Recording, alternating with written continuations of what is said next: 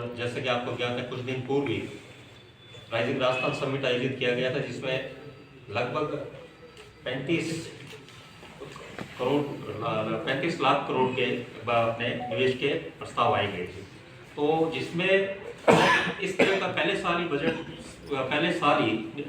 उस राइजिंग राजस्थान कार्यक्रम करके मुख्यमंत्री जी ने संदेश दिया कि हम राजस्थान को एक इंडस्ट्रियलाइज स्टेट के रूप में, विकास के रूप में लेना चाहते हैं और हमारी इकोनॉमी को 2030 तक 350 बिलियन पर बीकानेर के लिए संदर्भ में कि आप और हम सब बीकानेर से, तो बीकानेर के विशेष जो घोषणाएं बजट में की गई है, जिससे बीकानेर भी जो विकसित राजस्थान है, विकसित राजस्थान बीकानेर भी विकसित हो, आप सबका और हमारा ये प्रयास है और हम सबकी इच्छा है कि बीकानेर भी विकसित जिले के लिए उनकी रिपेयरिंग के लिए नए नवनिर्माण बजट जारी किए गए। सिर्फ बीकानेर जिले का मैं बता समस्त बीकानेर की जनता की तरफ से, जनप्रतिनिधियों की तरफ से आभार व्यक्त करना चाहूँगा।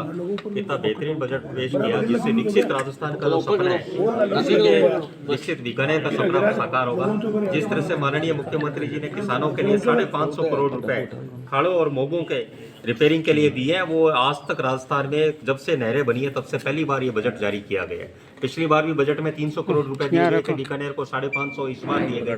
तो इससे किसानों को लाभ मिलेगा, किसानों का प्रोडक्शन बढ़ेगा और जिस तरह गेहूं का समर्थन मूल्य बढ़ाया 2575 रुपए, 150 रुपए बोनस जो राजस्थान सरकार द्वारा दिया गया पूरे भारत में सबसे ज्यादा है।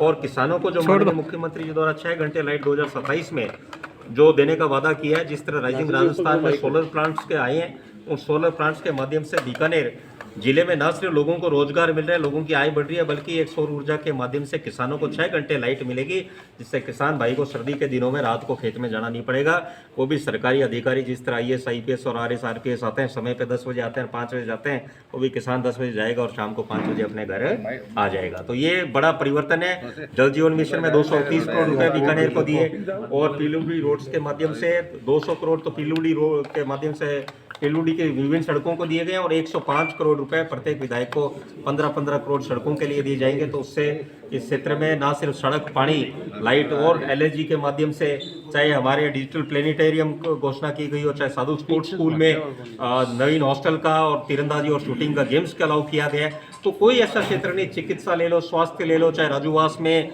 पशुओं के आंखों के ऑपरेशन को लेकर कोई ऐसा क्षेत्र नहीं छोड़ा जिसमें बीकानेर के लिए घोषणा नहीं की गई हो। तो अब बीकानेर में जो बजट की घोषणा है तो माननीय मुख्यमंत्री द्वारा की गई, अब हमारी जिम्मेवारी बनती है हमारी और अधिकारियों को उसका क्रियान्वयन होने से बीकानेर की जनता को ज्यादा से ज्यादा लाभ मिल सके। तो फाटक की समस्या कब तक समाधान हो जाएगा? रेलवे फाटक की समस्या का समाधान कब तक हो जाएगा? रेलवे फाटक की बिल्कुल समस्या का बिल्कुल माननीय मंत्री अर्जुन से मिलकर जो ये कोर्ट गेट और अपने सांकला फाटक वाली है, इसका समाधान का बिल्कुल प्रयास रहेगा। और साथ में माननीय मुख्यमंत्री जी को धन्यवाद भी देना चाहूँगा कि पिछले बजट में जो 10 जुलाई को पेश हुआ था उसमें आपने माननीय मुख्यमंत्री नागनीची के उधर जो आरोपी 30 करोड़ स्वीकृत किए थे, उसका भी हम जल्दी से उसकी DPR बनाकर जल्दी उसका काम शुरू करें ताकि उससे भी बीकानेर की जनता को लाभ मिल सके।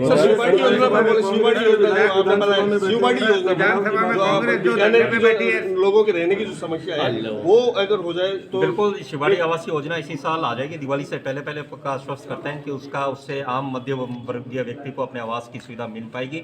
और मैं आपको यह कहना चाहूँगा, माननीय मुख्यमंत्री जी भी ये चाहते हैं कि जब हमारी मीटिंग हुई तो वो भी चाहते हैं कि बीकानेर शहर बढ़े।